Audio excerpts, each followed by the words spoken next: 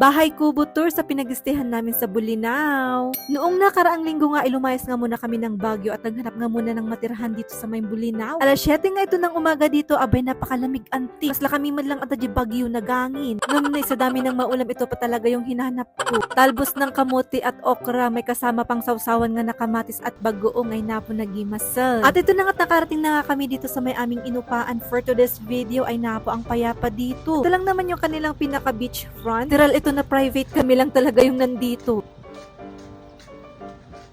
So tara sa aming bahay kubo for today's video. Bungad pa lang syempre, pintuan agad-agad. At kapag binuksan mo, eto na nga yung bubungad sa'yo yung mga laruan ni Arkidandan. Charis.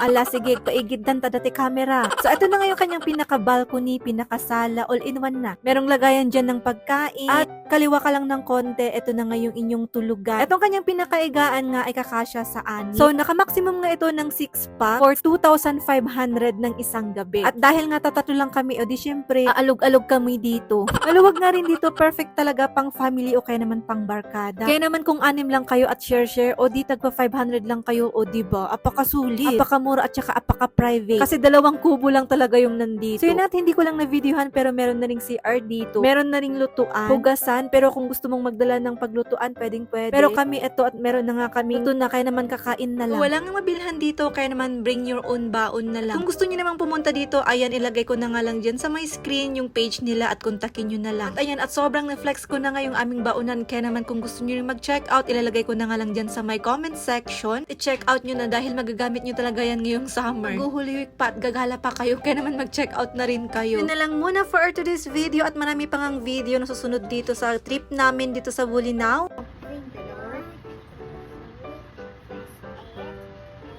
Tara at kain tayo. Thanks for watching. Thank you so much, Lord.